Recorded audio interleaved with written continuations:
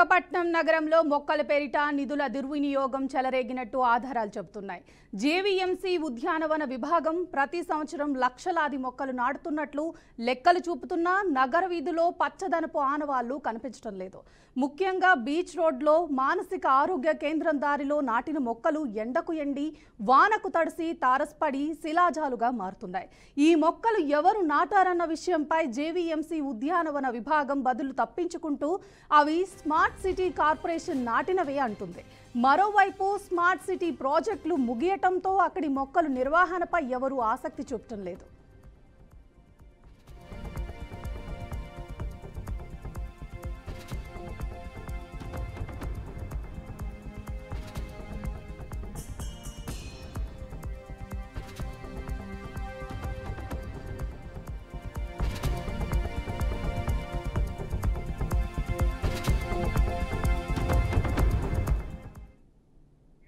పచ్చదనం కల్పించేందుకు నాటిన మొక్కలు ఎండిపోవటం, వాటిని ప్రత్యామ్నాయంగా మార్చకపోవటం ఒకవైపు ఉంటే, మరోవైపు కృత్రిమ చెట్లు పేరుట మరో మోసం జరుగుతుంది.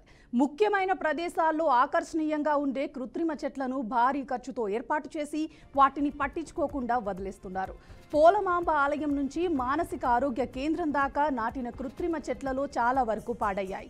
ఇదే విషయమై ప్రశ్నించగా జాయింట్ కలెక్టర్ దామోదర్ అవి కూడా స్మార్ట్ సిటీ పనులలో భాగమే అని తప్పించుకుంటున్నారు. అయితే గడిచిన వైసీపీ పాలనలోనూ ఈ తరహా చెట్లు నాటినప్పుడు పెద్ద మొత్తంలో బిల్లులు చెల్లించినట్లు వార్తలొచ్చాయి.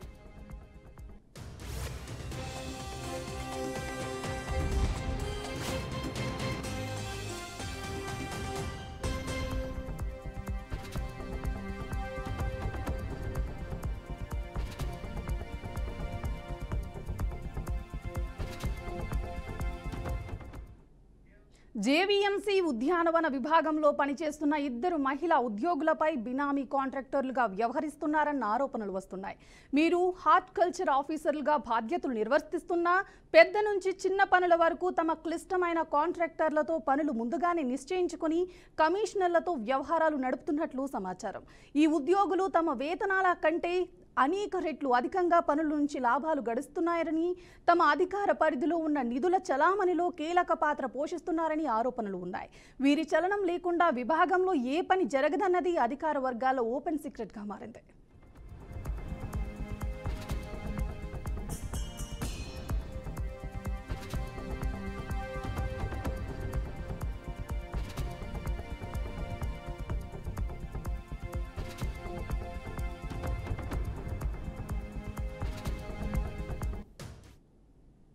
పచ్చదనం మాటకొస్తే నగరంలో 100 ఏళ్ల చరిత్ర కలిగిన పాత చెట్లను సైతం తొలగిస్తున్నారు. ఇటీవల 36వ వార్డ్ సున్నపు వీధిలో ఒక వృద్ధ చింత చెట్టు తొలగించిన జవాబుదారీతనంలో వ్యవహరించాల్సిన జీవీఎంసీ అధికారులు చర్యలు తీసుకోలేదు. స్థానికుల ఫిర్యాదులపై స్పందన లేకపోవటం పట్ల నిరాశ వ్యక్తమవుతోంది. పురాతన చెట్ల సంరక్షణపై స్పష్టమైన విధానం లేకపోవటం వల్ల నగరంలోని వృక్ష సంపద నశించే ప్రమాదం పొంచి ఉందని పర్యావరణ ప్రేమికులు హెచ్చరిస్తున్నారు.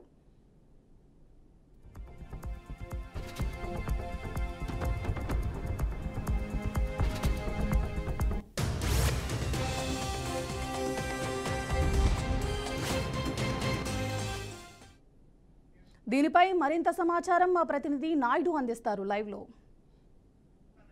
నాయుడు, చెప్పండి. Thank you Shriya. హరిత ఆంధ్ర, హరిత విశాఖగా పేరొందుతూ ఏదైతే విశాఖలో అయితే పచ్చదనం పచ్చగా ఉండాలని, అదేవిధంగా పచ్చని పేరుతో పాటు చక్కని గాలి కావచ్చు, చక్కని వాతావరణంతో పాటు మొత్తం విశాఖను అందంగా తీర్చిదిద్దడంలో విశాఖ జీవీఎంసీ పాత్ర చాలా కీలకమని కూడా మనం చెప్పుకోవచ్చు. ప్రధానంగా చూసుకున్నట్టయితే కనుక ఏదైతే మొత్తం ఈ హైవే పాత హైవేగా చెప్పుకున్నటువంటి ఎన్ఏడి నుంచి కావచ్చు అప్ టు మొత్తం ఇటు సిరిపురం జంక్షన్ వరకు కూడా ప్రతి చోట కూడా, అదేవిధంగా చూసుకుంటే ఇక్కడ నుంచి హనుమంతువాక, అదేవిధంగా మధురవాడ వరకు కూడా రోడ్ల మధ్యలో అయితే కనుక చక్కని చెట్లను కూడా నాటిన పరిస్థితి అయితే కనిపిస్తుంది. అయితే అయితే దీనికి సంబంధించి అయితే కనుక ఏవైతే ఈ హార్టికల్చర్ విభాగం అయితే ఇందులో చేతివాటం చూపిస్తుందంటూ కూడా మనం ప్రత్యేకంగా చెప్పనవసరం లేదని కూడా మనం చెప్పుకోవచ్చు. ఎందుకంటే ఒక్కసారి నాటిన చెట్టును సంరక్షించుకుంటూ పోతే కనుక అది చాలా అందంగా తయారవడంతో పాటు అది కొన్ని సంవత్సరాల పాటు అది పచ్చతనాన్ని అయితే మనకి ఇచ్చే పరిస్థితి మనకి కనిపిస్తుంది. కానీ ఇక్కడ విశాఖలో చూసుకున్నట్టయితే కనుక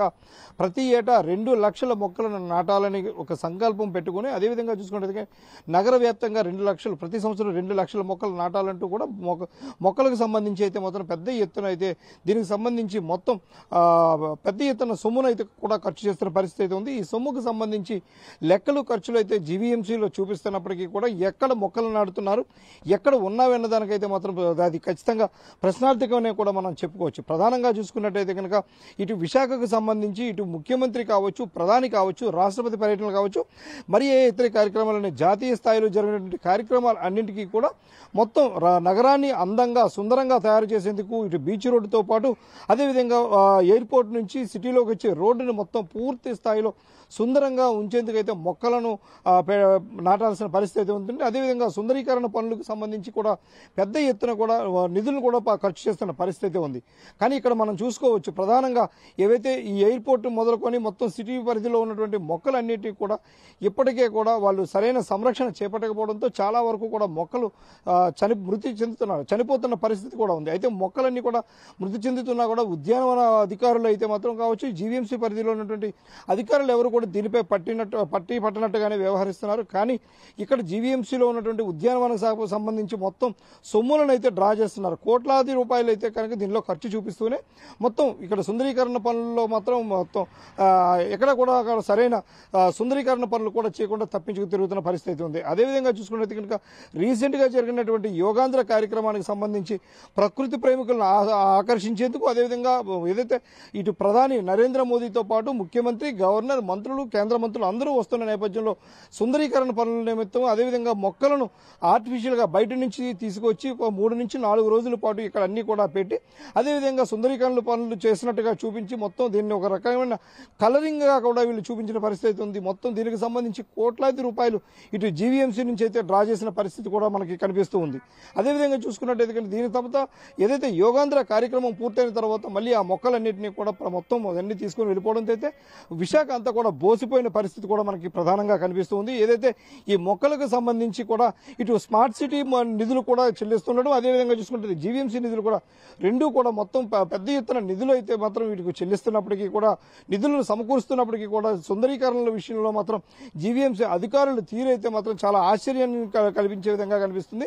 ఏవైతే మొక్కలు నాటించారో ఏదైతే స్మార్ట్ సిటీలో భాగంగా ఆ మొక్కలకు సంబంధించి ఇటు ఉద్యానవన శాఖకు సంబంధించి వీళ్ళకైతే మాకు సంబంధం లేదు అంటూ కూడా ఇటు హార్టికల్చర్ విభాగం అధికారులు అయితే తప్పించుకు తిరగడం కొసమెరుపుగా కనిపిస్తుంది. అదేవిధంగా చూసుకున్నట్టయితే కనుక స్మార్ట్ సిటీ దీనిలో భాగంగా ఏవైతే ఏర్పాటు చేస్తారో మొక్కలు వాటికి సంబంధించి నీటిని కావచ్చు వాటిని సంరక్షించే విధానానికి సంబంధించి కూడా జీవీఎంసీ అధికారులు మాకు సంబంధం లేదు అంటూ కూడా పట్టనట్టు వాళ్ళు తప్పించుకు తిరుగుతున్నారు. అదేవిధంగా చూసుకున్నట్టయితే కనుక సుందరీకరణ పనుల్లో భాగంగా జీవీఎంసీ చేపట్టిన పనులకు సంబంధించి వీళ్ళు స్మార్ట్ సిటీకి సంబంధించిన అధికారులు ఎవరు కూడా పట్టించుకోకపోవడం ఇదొక విధంగా మనకి కనిపిస్తుంది. ఏది ఏమైనప్పటికీ కూడా విశాఖలో అయితే పెద్ద ఎత్తున సుందరీకరణ పనులు అదేవిధంగా చక్కని మొక్కల పేరుతో అయితే మాత్రం పెద్ద ఎత్తున కోట్లాది రూపాయలు కూడా ఖర్చు చేస్తున్న పరిస్థితి అయితే కనిపిస్తుంది. అదేవిధంగా గత వైసీపీ ప్రభుత్వంలో G20 సదస్సు నేపథ్యంలో కూడా పెద్ద ఎత్తున నిధులు దుర్వినియోగం జరిగాయంటూ ఇదే కూటమి నాయకులు అయితే పెద్ద ఎత్తున వీళ్ళపై జీవీఎంసీ అధికారులపై కావచ్చు జీవీఎంసీకి సంబంధించి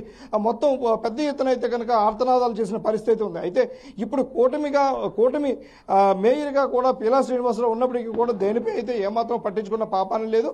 అదేవిధంగా దానికి సంబంధించి పూర్తి స్థాయిలో దాని మీద విచారణ చేపడతామని చెప్పి కూడా చాలా రోజులు అయినప్పటికీ కూడా దానిపై కనీసం ఆ విచారణకు సంబంధించి ఎటువంటి ఫస్ట్ స్టెప్ ఎటువంటి కార్యక్రమం చేపట్టకపోవడం కూడా విడ్డూరంగానే కనిపిస్తుంది. అదేవిధంగా చూసుకున్నట్టయితే కనుక ప్రధానంగా జీవీఎంసీ ఉద్యానవన శాఖలో 2 మహిళామణులైతే పెద్ద ఎత్తున రింగ్ మాస్టర్లుగా ఉన్నారని కూడా మనం చెప్పుకోవచ్చు. దీనికి సంబంధించి ఏదైనా సుందరీకరణ పనులకు సంబంధించి ఏవైనా చేపట్టాలంటే కనుక ఈ మహిళా అధికారులు ఇద్దరు కూడా ఉద్యానవన శాఖలో ఉన్నటువంటి మహిళా అధికారులు ఇద్దరు కూడా పూర్తిగా చక్రం తిప్పుతున్నారు. వీళ్ళే బినామీలను ఏర్పాటు చేసుకొని వీళ్ళని కాంట్రాక్టర్లుగా ఏర్పాటు చేసుకొని పెద్ద ఎత్తున నిధులన్నీ కూడా వీళ్ళ చేతిలోనే మాత్రమే మొత్తం అంతా కూడా నడుస్తున్న పరిస్థితి కూడా మనకి కనిపిస్తుంది.